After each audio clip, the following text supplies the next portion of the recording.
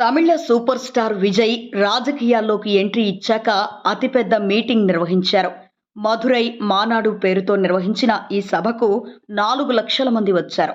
YS Jagan సిద్ధం సభల మాదిరిగా ఇక్కడ కూడా విజయ్ ప్రజల్లోకి ఓ ర్యాంపును వేసి అందరికీ అభివాదం చేశారు. కొందరు ఫ్యాన్స్ అత్యుత్సాహంతో ఆయన మీదకు రావడం కూడా కనిపించింది.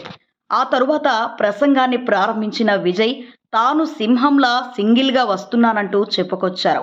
ఒక్కసారి సింహం గర్జిస్తే 8 కిలోమీటర్ల మేర భూమి వణికిపోతుందన్నారు.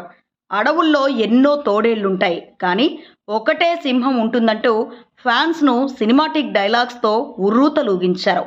సభ ముందు వరకు బీజేపీతో పొత్తు అనౌన్స్ చేస్తారన్న ఊహాగానాలున్నాయి, కానీ ఆయన వేదికపైకి వచ్చాక తన భావజాలం బీజేపీకి వ్యతిరేకమంటూ ప్రకటించారు. బీజేపీతో పొత్తు ఉండబోదన్నారు విజయ్. అంతేకాదు, డిఎంకే ప్రధాన రాజకీయ శత్రువుగా చెబుతూ అంకుల్ స్టాలిన్ అంటూ పంచులు విసిరారు. అంకిల్ உங்களுக்கு மனசாட்சின்னு ஒன்று இருந்துச்சுன்னா நாங்க கேட்கிற கேள்விகளுக்கு மட்டும் கொஞ்சம் பதில் சொல்லுங்க அங்கிள். நீங்க நடத்துற இந்த ஆட்சியில நேர்மை இருக்கா, நியாயம் இருக்கா, ஊழல் இல்லாம இருக்கா, சட்டம் ஒழுங்கு சரியா இருக்கா, பெண்களுக்கு பாதுகாப்பு இருக்கா, பொதுமக்களுக்கு பாதுகாப்பு இருக்கா, இயற்கை வளங்களுக்கு பாதுகாப்பு இருக்கா? சொல்லுங்க மை டியர் அங்கிள், சொல்லுங்க.